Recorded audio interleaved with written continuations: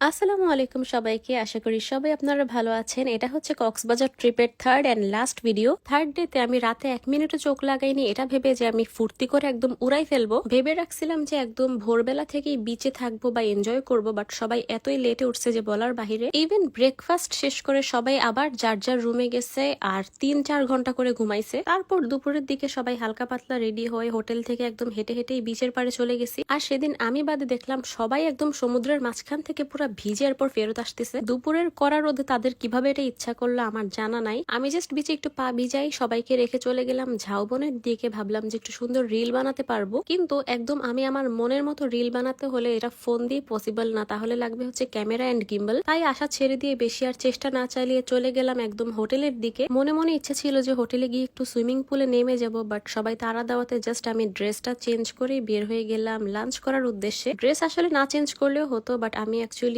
মিডি dress টাইপের একটা dress পরেছিলাম এন্ড এগুলাতে আমি কমফোর্টেবল না, তাই নিজের টাইপের ড্রেস পরে বের হয়ে গেলাম, যে টাইপের ড্রেস আর কি আমি সবসময় পরি। যাওয়ার টাইমে সানরুফটা খুলে একটু ভিডিও ক্লিপ নেওয়ার ট্রাই করতেছিলাম, বাট রোদে আর উল্টা দিক থেকে আসা বাতাসের কারণে তাকাতে পারছিলাম না। অনেক পথ অতিক্রম করে চলে আসলাম আমার one of the most favourite প্লেসে, বিচ সালসাতে। এই প্লেসে আমি মনে হয় 7 থেকে 8 বারের বেশি আসছি। আই মিন যতবার কক্সবাজার এসেছি সব মিলিয়ে, কারণ প্লেসটাও সুন্দর এন্ড এখানকার খাবারও অনেক ভালো। আর এই ভিডিওটা দেখে মনে হচ্ছে যে আমি দৌড়াচ্ছি, বাট আমি দৌড়াচ্ছি না, এটা আমি স্পিড মোশন করে দিয়েছি। এই জায়গায় এর আগে অনেকবার আসলেও দুপুর বেলা এর আগে কখনো আসা হয়নি, এই ফার্স্ট টাইমই দিনের বেলা আসলাম। তারপর যখন নোটিস করলাম সবাই কি একটা প্রাণী নিয়ে যেন আলোচনা করছে, তারপর আমি সামনে হেঁটে চলে গেলাম একটু ভিউ এনজয় করার জন্য। এইদিকে আমি ভিউ এনজয় করতে করতে দেখলাম যে টেবিলে সবার জন্য কমপ্লিমেন্টারি জুস দেয়া হয়েছে, আর এটার জন্য স্পেশাল থ্যাঙ্কস টু দেম। আমার আসলে কখনো পেঁপের জুস তেমন একটা ভালো লাগে না, বাট এটা কেন জানি অনেক মজা ছিল, তাই আমি একটু একটু করে হিসাব করে খাচ্ছিলাম যাতে করে তাড়াতাড়ি শেষ না হয়ে যায়। এর মাঝে আমি আমার জুসটা নিয়ে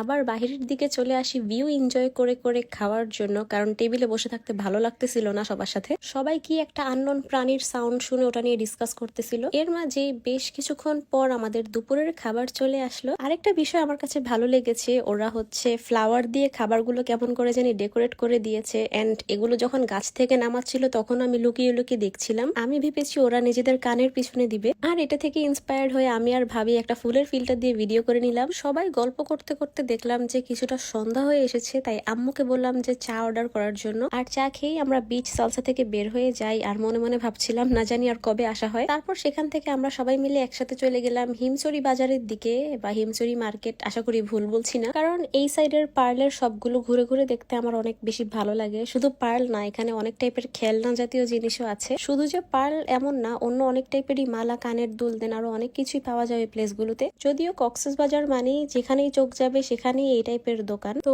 অনেক কিছু কেনাকাটা করে আমরা আবার হোটেলে ব্যাক করি। হোটেলে ব্যাক করার পর ব্যাগটা একদম উল্টা করে খাটের উপর ঢেলেছি যে আম্মু কি কি কিনেছে সেটা দেখার জন্য। পরে দেখলাম অনেকগুলো পার্লের মালা, তারপর কানের দুল নিয়েছে। যাই হোক, এরপর আমরা আবার রেডি হয়ে যাই রাতের ডিনার করার জন্য। আমি রেডি হওয়ার পর আমার আম্মু আমাকে উপরে পাঠিয়ে দেয় বউ কি করছে দেখার জন্য, মানে সে আর মাহিরা রেডি হয়েছে কিনা। যেহেতু আমাদের রুমের ঠিক উপরেই তাদের রুম, তো তারপর মাহিরাকে একটু হালকা পাতলা রেডি করে আমরা সবাই মিলে বের হয়ে যাই। মনটা অনেক বেশি খারাপ লাগছিল, কারণ এটাই কক্সবাজারের লাস্ট রাত ছিল। তো আমরা সবাই মিলে ডিনার করার জন্য গিয়েছিলাম শালিক রেস্টুরেন্টে গিয়ে বসেই আমি ভাবিকে বলতেছিলাম যে আজকে রাতে কেউ ঘুমাবো না, হোটেলে যাওয়ার পর কোনো না কোনো একটা গেম খেলবো। তখন আসলে সবাই আমার কথার সাথে এগ্রি করলেও হোটেলে যাওয়ার পর কারোরই আসলে হুঁশ ছিল না। যাই হোক, ডিনার করার টাইমে আসলে কোনো ভিডিও ক্লিপ নিতে পারিনি, কারণ হঠাৎ নোটিস করলাম যে আমার স্টোরেজ ফুল। তারপর হোটেলে ব্যাক করার পর অনেকক্ষণ আমরা আমাদের রুমে যাইনি, হোটেলের লবিতে বসেছিলাম। কিছুক্ষণ গল্প করে সবাই যার যার রুমে গিয়ে ঘুমিয়ে যায়। তো আজকের ভিডিওটা এই পর্যন্তই। দেখার জন্য থ্যাংক ইউ সো মাচ সবাইকে। সবাই ভালো থাকবেন, সুস্থ থাকবেন। আল্লাহ হাফেজ।